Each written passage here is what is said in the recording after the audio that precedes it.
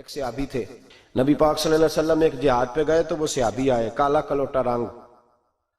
اور کچھ بیمار تھے تو جسم سے بدبو بھی آتی تھی، میرا روپ بھی نہیں تو میرا رنگ بھی نہیں، مینو یار منان دا ٹنگ بھی نہیں۔ بکریاں چرایا کرتے تھے تو کسی نے کہا کہ وہ محبوب آئے ہوئے ہیں جو اعلان نبوت کرتے ہیں، تو کہتے میں اپنی بکریاں لے کے اس طرف آ گیا جہاں محبوب تھے۔ جب میں پہنچا تو اللہ کے رسول ایک چھوٹی سی پہاڑی تھی، اس پہ بیٹھے تھے، میں دور کھڑا ہو گیا، میں نے کہا آپ ہیں وہ جو کہتے ہیں میں اللہ کا رسول ہوں؟ تو کہتے ہیں محبوب نے فرمایا دور کیوں کھڑے ہو، نیڑے آؤ میں بتاتا ہوں میں ہی اللہ کا رسول ہوں۔ تو کہتے ہیں میں نے کہا نہیں، میرے جسم سے بدبو آتی ہے، مجھے تو میرے اپنے پاس نہیں بٹھاتے، پسینہ آتا ہے تو بدبو نکلتی ہے، حضور میں نہیں قریب آتا۔ کہتے ہیں محبوب اٹھ کے کھڑے ہوئے، حضور قدم آگے بڑھاتے تو میں پیچھے بڑھاتا، حضور آگے میری جانب چلتے تو میں پیچھے ہوتا۔ فرماتے محبوب تیز دوڑے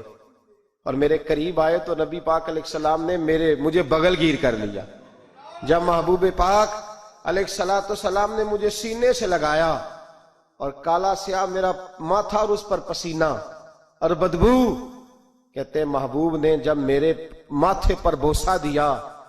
تو میرا چہرہ بڑا کالا تھا پر میرا دل سارا نور سے معمور ہو گیا، اور میرے اندر سے آواز آنے لگی یہ جھوٹے نہیں، یہ اللہ کے سچے رسول ہے۔ فرماتے میں کلمہ پڑھ گیا۔ محبوب سے کہا حضور بکریوں کا کیا کروں؟ فرمایا جس کی ہیں ادھر ہانک دے وہ لے جائے۔ کہتے ہیں بکریاں چلی گئیں، میں نے کہا میرے لیے کیا حکم ہے؟ تو حضور نے فرمایا یہ تلوار ہے، وہ گھوڑا ہے، وہ میدان ہے، جہاد کر، کوئی وضو نہیں، کوئی غسل نہیں، کوئی نماز نہیں، کوئی سجدہ نہیں، تلوار لی، میدان میں نکلے، جہاد شروع ہوا، چند منٹ گزرے کہ شہید ہو گئے۔ صحابہ کہتے ہیں اللہ کے رسول ان کے سرانے کھڑے ہوئے، حضور کی آنکھوں میں آنسو، فرمانے لگے یہ بندہ دیکھو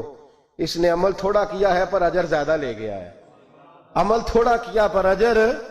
فرمایا ابھی کلمہ پڑھا، ابھی شہید ہوا ہے اور حوریں ساری جنت کے دروازے کھول کے کھڑی ہیں، جیسے روح جائے گی اللہ فوراً ہی جنت عطا فرما دے گا، اس کی قبر بقائے نور بن جائے گی۔